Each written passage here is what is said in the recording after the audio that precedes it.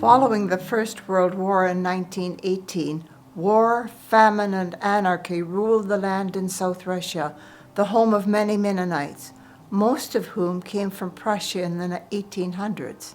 Instead of peaceful villages, starvation, murder, rape, and pillage were rampant. Their situation was desperate. In their dire need, they named a study commission in 1919 to go abroad and find both food and a safe haven for them to emigrate. This committee was to be funded for 1 year, after which time they were to present their report and recommendations. Members of this committee were Dr. Benjamin Unruh, noted theologian, Cornelius Warkentien, the owner of a hospital, and Johann Esau, who had been the mayor of Yekaterinoslav in the Ukraine. My father, A.A. Friesen, a college professor, was named chair of the commission. Why was he chosen as chair of the study commission? First, he was a Mennonite, could speak to Mennonites about Mennonite concerns. He was highly regarded by Mennonite leaders as he had their confidence. He was fluent in several languages, was used to travel, had worked with Dr. Unruh, and understood the problems they would face. Dr. James Urey commented that AA was impartial, beholden to no particular group, hence was in the position to evaluate the facts as they were presented without concern for political bias. The carefully collected rubles which were to pay for the commission were suddenly worthless. The first hurdle was to find new funding, which they did. Step 1. Since Mennonites were connected historically with both Holland and Germany, the delegation left Russia on January the 1st, 1920, and approached those two countries first. However, the war had rendered them in great need themselves, and they were unable to help the Russian Mennonites in their plight at that time. The commission then turned to the United States for help. Soon after arriving in New York on June the 13th, both Dr. Unruh and Mr. Esau returned to Europe. Dr. Unruh continued to work on behalf of the Mennonite people, building a vital conduit from the Ukraine to Germany, to the USA and Canada, and the reverse.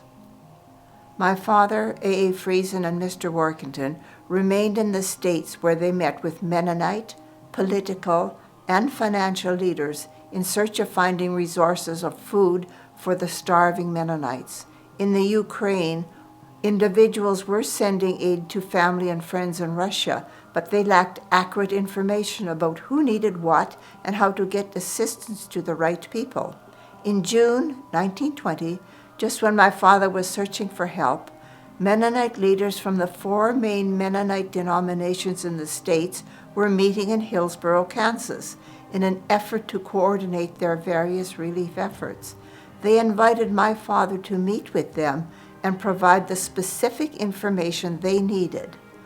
On the basis of that information, the Mennonite Central Committee, MCC, was organized in July 1920 to give immediate aid to the starving Mennonites in Russia.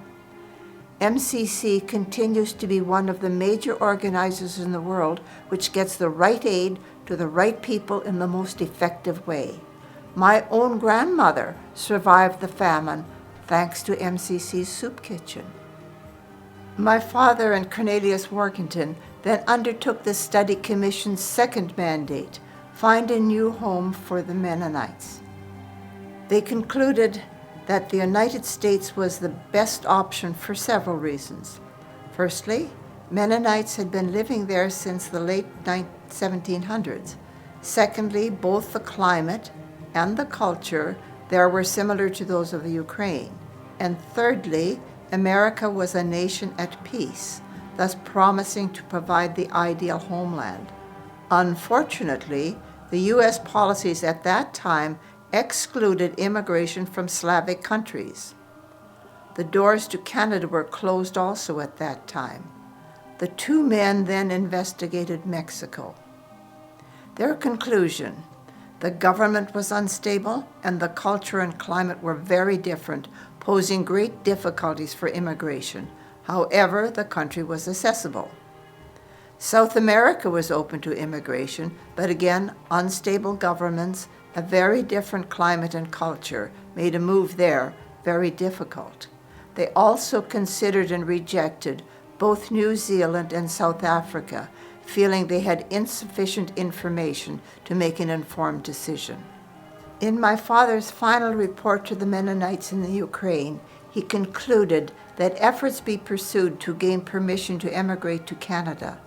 Even though the population was smaller and opportunities for non-farmers were fewer than in the U.S., language, customs, and climate in Canada were similar to that with which the Mennonites in the Ukraine were familiar. They would be able to retain their faith, but should no longer expect to live in isolated communities. Thus, the Commission completed its mandate. Documents of the Study Commission are contained in the archives at Bethel College in Newton, Kansas. I am Helen Wheeler, member of First Mennonite Church in Kelowna.